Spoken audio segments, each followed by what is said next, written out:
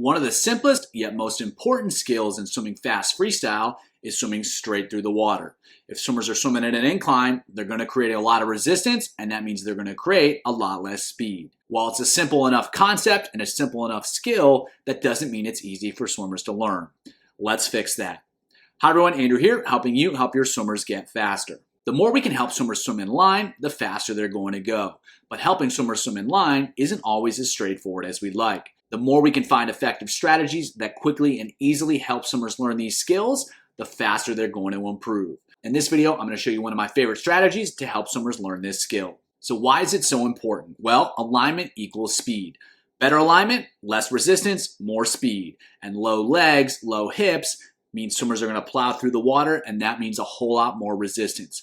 So it's helpful to think of the body as a seesaw, where the fulcrum of the seesaw is right at the lungs. And so the lungs are holding swimmers up in the water. And so if you press on one side or you press on the other side, that's going to move the opposite side in the opposite direction. So if you press on the head, the hips are going to come up. If you press on the hips, the head is going to come up. At the same time, if you're keeping a lot of pressure on the head and the chest, and then you take that pressure off, well, that opposite end, the hips in this case, are going to sink back down. So to keep the hips and the legs up as high as possible, swimmers need to press or want to press with the head and the chest in order to work that seesaw to get the hips up.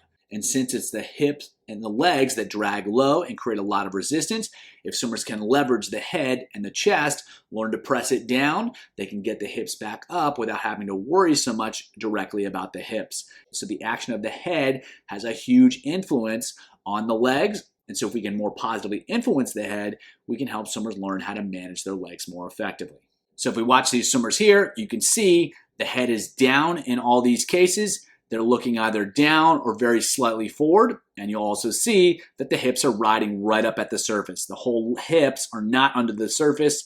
They're up above the surface, and that's going to allow swimmers to swim really horizontal in the water, and that's going to allow them to create a lot of speed. If the head is up and the hips are down, swimmers are either going to be out of position or they're going to have to work really, really hard with the legs to keep the hips up. And so the more swimmers can keep the head and the upper body pressed down a bit, the more the hips are going to ride up at the surface, and they're going to do so with a whole lot less effort, which means more speed and more sustainable speed. So, seems simple enough. Just have swimmers press their head, press their chest, and everything's going to be great, right? Well, unfortunately, that's not quite how it works. So, what actually is the best position? I don't know, because every swimmer is different. They have different center of mass, they have different center of flotation, they have different levels of buoyancy. And so for instance, if they have really muscular legs, their center of mass is going to be a lot closer down towards their feet, and that's going to pull their hips and legs down a lot more than someone else. So that swimmer, they're going to have to press their head and their chest a lot more. Likewise, people have different shapes and sizes of their lungs, and that's going to affect where they float from and how much they float. Some swimmers are going to have to press more. Some swimmers don't have to press quite as much. And lastly, people have different levels of buoyancy because of their body densities. If someone has a lot of fat mass and their bones are not dense at all, they're going to sit a little bit higher in the water. If someone has really dense bones and a lot of muscle mass, they're going to sit a little bit lower in the water. So all these factors influence what an optimal head position should be. And if you're thinking, why don't you just press it as much as you can because more is better? Well, if you press it too much, now you're going to be creating resistance in the opposite way because the head and the chest are going to be plowing through the water. You want everybody level, so there's going to be an optimal position swimmers need to be in order to actually be level. Don't press enough, they're going to be at an incline. Press too much, they're going to be at an incline. It's going to be different, but in both cases, it's going to be equally ineffective.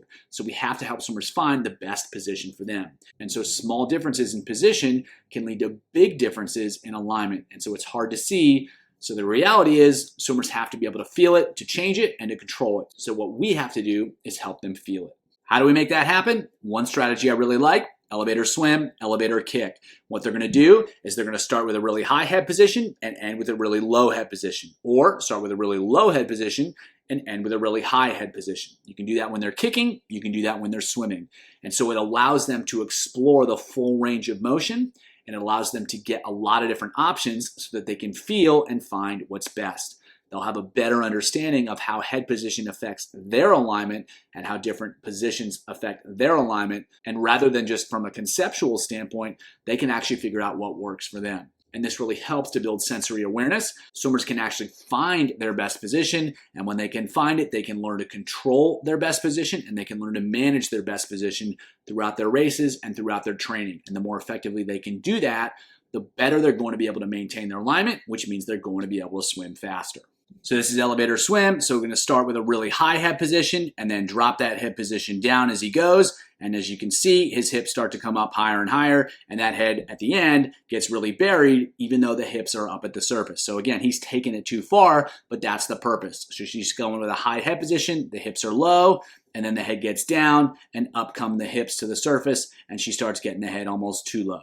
So again, that's going from high to low. They can go from low to high, but the idea is to help them explore, feel different positions, and feel how that influences the position of their hips and their legs. We can also execute this same activity with just kicking, so starting with a really high head position and then getting the head lower and lower, and they can really feel the hips come up really high, and to some extent they won't even be able to kick very well because the head's going to be so low and the hips are going to be so high.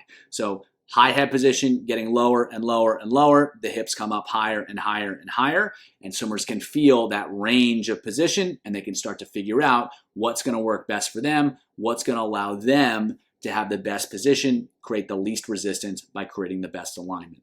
Now, how do you make this drill even more effective? Well, you can add speed. Have them build while they do it, have them descend while they do it, have them just go fast, and even add fins. What's the benefit? Well, one, they learn how to do it when they're going fast, but two, the faster they go, the more resistance they're going to feel, and usually that helps them feel the impact of their alignment a little bit better. You can also change the direction of the elevator to give them a broader experience. You can have them go up, you can have them go down, you can have them go down and then up, you can have them go up and then down, you can go up, you can go down, up, down, all over the course of a lap or a repetition just to help them feel the different positions in different ways. You can also make it more effective by having them do the same activity while dragging the legs down. So add a weight belt, add a light parachute, add drag socks, add shoes. That's going to pull their hips down, so they're going to have to learn, figure out how to press a little bit more effectively. And so for some swimmers that are struggling to kind of get over the top and get everything level, actually making it more difficult can help them feel it a little bit better, especially when they take the resistance off. So rather than just doing a couple reps of the drill, you can train it a little bit, you can challenge it a lot, and that's going to help swimmers learn more effectively, and it's going to be more likely to show up when they're swimming fast and when they're racing. So here's some sets to show you how to put this all into practice. First set, they're going to go 3 rounds through, 225s elevator kick. They're going to add fins and a snorkel so they don't have to worry about breathing, and they can go pretty fast. The first one, they're going to go high to high within the 25. The second one, they're going to go low to low within the 25. And then they're going to go 275s freestyle. They're going to take one less stroke per 25 with each 75. So for instance, each 75 is 16, 15, 14. Then they're going to do the same thing on the elevator, but now it's swim, so they have to execute those skills while they're actually swimming as opposed to just kicking. Then they're going to go 4 75s, take fewer strokes each 75. So let's say the first 75, they take 16 strokes a lap, the second one is 15, the third one is 14, and then the last one is 13. So 3 rounds through that, help them feel it, and then see if they can make it happen when they swim. Next set is 5 rounds through, a little bit more of a speed set. They're going to go 225s, elevator swim with a snorkel. It is a very strong effort. The first one, they're going to go low to high, and then the second one, they're going to go high to low. And of course, you can flip that order if you'd like. Then they're going to go 250s freestyle, minimize stroke count and time. They've got to have great alignment. First one's with a snorkel. Second one was without a snorkel, so they got to figure out how to throw the breath in. Then they're going to go 25 freestyle, no air. They're going to go low, low, or high, low, high. And that's, again, to help them feel that alignment, help them feel that position a little bit better. Then they're going to finish with a 25 freestyle fast, try to maintain really great alignment, make it happen all the way through. So 2 simple sets to show you how to use this strategy. And of course, there's tons of other options. It all comes down to what you're trying to accomplish and just figuring out a way to make it happen. If you want to learn more about how to improve horizontal alignment in freestyle, check out the video below.